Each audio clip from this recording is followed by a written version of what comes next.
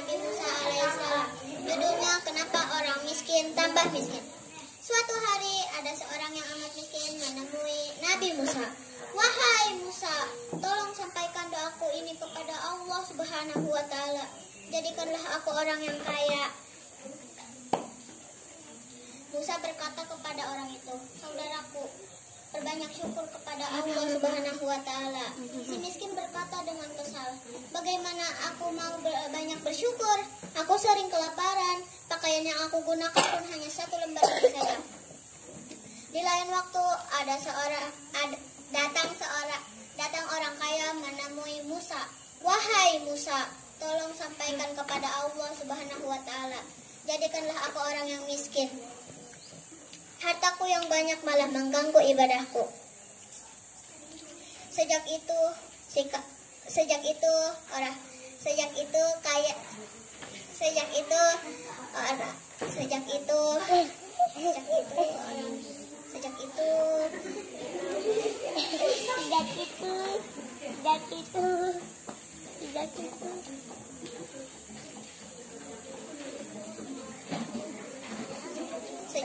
si kaya malah semakin kian kaya karena ia selalu bersyukur.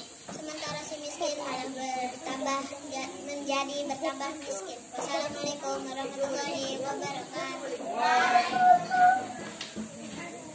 Assalamualaikum warahmatullahi wabarakatuh. Waalaikumsalam warahmatullahi wabarakatuh. Perkenalkan, nama saya Dafa. Saya ingin menceritakan kisah Nabi SAW, penguasa bangsa hewan, jin, dan manusia. Sulaiman muda memerintah Bani Israel menggantikan ayahnya Nabi Daud. Kecerdasan Nabi Sulaiman memascakan serta perbuatan anak. Perselisihan antara tukang kebun dan gembala membuat Nabi Daud mempercayakan kerajaan kepada Sulaiman. Dan Allah SWT mengangkatnya menjadi nabi hingga Bani Israel bertambah makmur. Allah memberikan banyak keistimewaan kepada Sulaiman. Beliau dapat berbicara dengan berbagai binatang, menaklukkan para jin, dan dapat mendarai. Assalamualaikum warahmatullahi wabarakatuh. Assalamualaikum warahmatullahi wabarakatuh.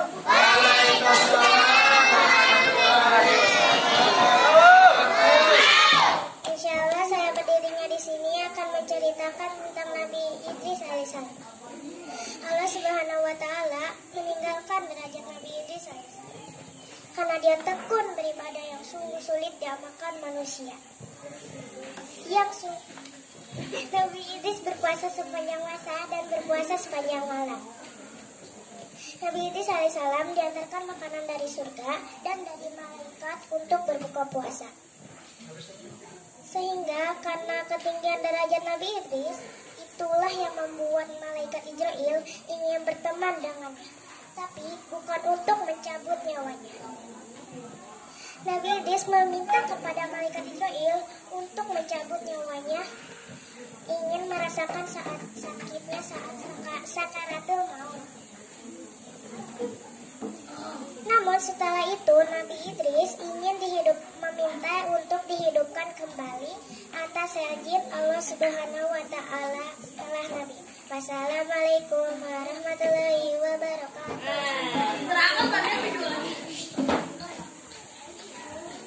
Assalamualaikum warahmatullahi wabarakatuh.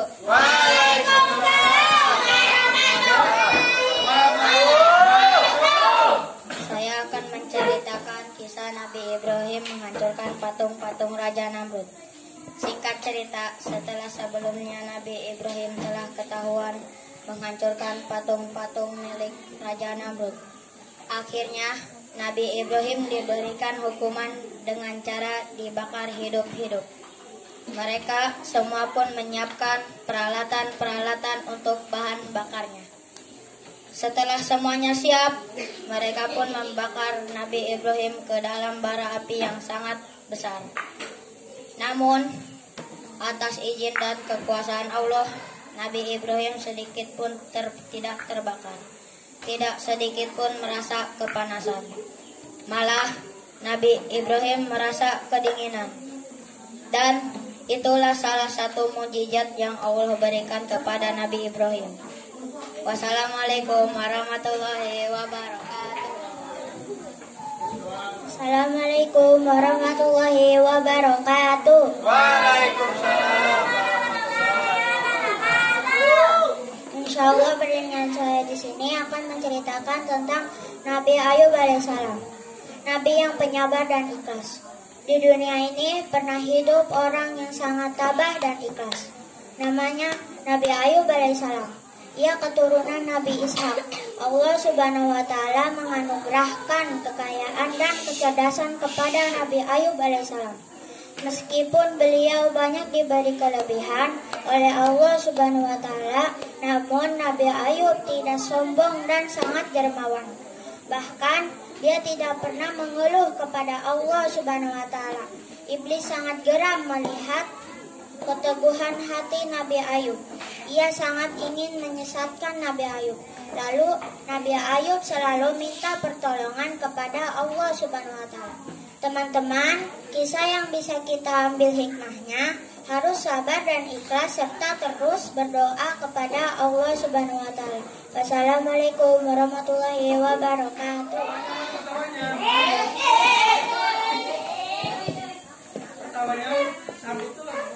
Assalamualaikum warahmatullahi wabarakatuh. Waalaikumsalam. Insyaallah berdirinya saya di sini akan menceritakan tentang Nabi Yusuf alaihissalam. Kenapa Nabi Yusuf merahasiakan mimpinya?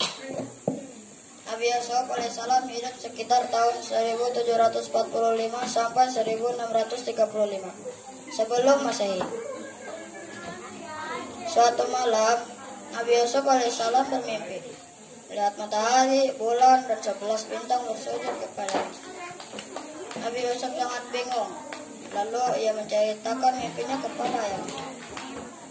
Dan ayah Nabi Yusuf menjawab, "Engkau akan menjadi manusia istimewa." Begitu pesan ayah Nabi Yakub alaihissalam terhadap Nabi Yusuf. Dan Nabi Yakub berpesan, "Jangan ceritakan mimpimu kepada kakakmu, nanti mereka mencelakaimu." Setelah Bunda Rahil meninggal, Nabi Yakub lebih mengutamakan dan menyayangi Nabi Yusuf, sehingga semua kakak-kakak Nabi Yusuf cemburu. Hanya Benyamin, adik kandungnya, yang tidak cemburu. Wassalamualaikum warahmatullahi wabarakatuh.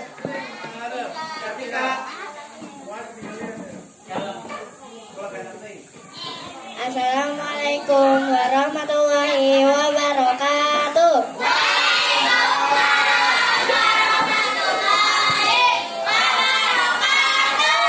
Perkenalkan, nama saya Kartika. Insya Allah berdirinya saya di sini akan menceritakan kisah Nabi Isa alaihissalam dengan judulnya, apa yang Nabi Isa lakukan pada 3 batang emasnya.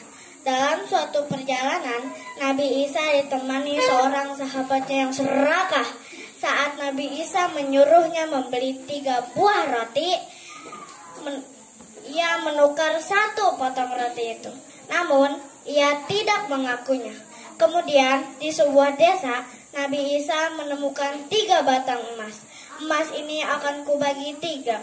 1 batang untukku, 1 batang untukmu, 1 batang emas untuk pencuri roti tadi. Sahabatnya itu ingin mendapatkan 1 batang emas itu. Maka ia baru berani mengakui jika dirinya yang telah memakan 1 potong roti itu. Setelah itu, Nabi Isa dan orang itu berpisah.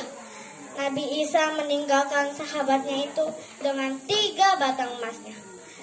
Sepeninggal Nabi Isa, tiba-tiba datang 3 orang perampok merebut dan membunuh sahabat Nabi Isa itu. Karena lapar, ketiga perampok itu kemudian menyuruh salah satu di antara mereka untuk membeli roti ke kota. Si pembeli roti sudah berniat jahat, ingin sendirian memiliki 3 batang emas itu. Maka roti untuk kedua temannya sudah ia bubur racun.